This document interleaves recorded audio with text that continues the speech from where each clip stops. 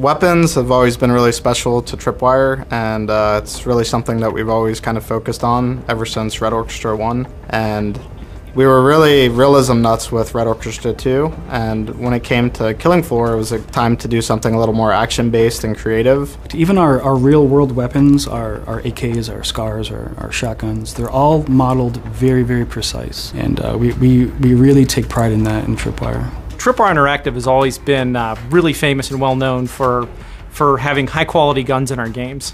Part of this is obviously because, well, we're gun nuts. But beyond that, we feel like in a first-person shooter game, the primary way that a player interacts with the game is with their weapon. So for us, we want to make sure that the weapons are as immersive and as enjoyable as possible for the player. For Killing Floor 2, what we really want to do with weapons is what would be fun to kill the Zeds with. You know, a lot of it is looking at what were the favorites from Killing Floor 1 that we want to bring back. You know, assault rifles like the AK, you know, shotguns like the AA-12. Those are really fun to just destroy monsters with.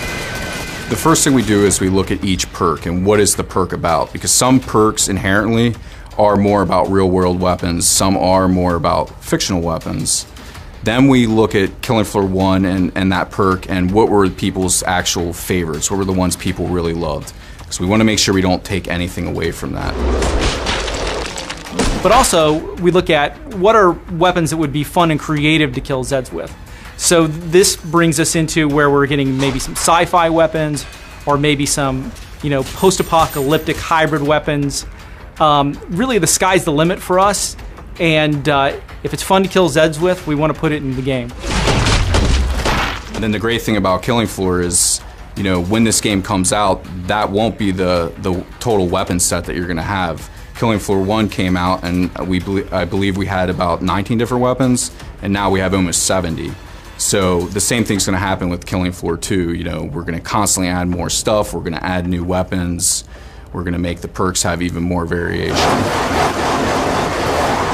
My favorite weapon in Killing Floor 2 so far is probably the AA-12. So my favorite gun is probably the AA-12, the most powerful shotgun for the support perk. It's a classic, fully automatic shotgun that we had in the first game, and you know, you just feel so powerful when you're just ripping through the Zeds. Mostly just because it's a fully auto shotgun and it can just unleash so much damage down the lane. My personal favorite is going to be the Berserker class. It's gonna slice and dice, but I can't really say too much. I was always a big fan of burning things, so any flame weapon tends to get my attention, and there's going to be some fun stuff lurking there.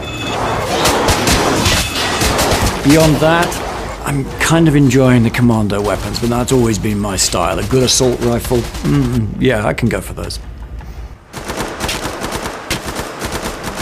I'm developing a taste, to my surprise, for the medic weapons, because I was never much of a medic before. The medic is it's a cool kind of modular weapon design. It starts with a pistol, and then we build on top of that. So the pistol converts to an SMG. It's reloaded all through the same pistol grip, and then for the SMG to convert to the Tier 3 shotgun, we keep the shroud this time. We remove the barrel, remove the buttstock, and add a new component in the front and back end to create a different weapon. We have Tier 1, Tier 2, Tier 3, Tier 4, and the Tier 4 is the assault rifle, and that's the big piece. So a lot of the medic weapons are going to have glows. Certain components on the gun will glow. The cross is going to glow. Even the scalpel will glow, and the medic grenade itself will glow also. A medic isn't a trained warrior by trade, so anything to help the medic out in the field. So basically, caseless ammo reduces weight greatly in a firearm. So there's no shell eject, so the actual shell itself is the propellant. He can move a little faster. The recoil maybe isn't so extreme. It's like a ease of use type of thing as well. Those are all kind of my thought processes behind that. So when you're looking at iron sights through the optic, all the information you need is there. Your ammo count, your healing dart recharge rate.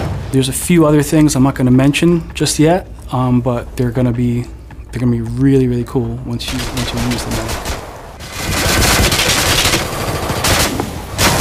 I want people to have fun when they use these weapons. I want people to just have a different experience each time. Be able to utilize all the stuff we have in game, the meat system, the persistent blood, and using these weapons to kind of exploit those systems as much as possible.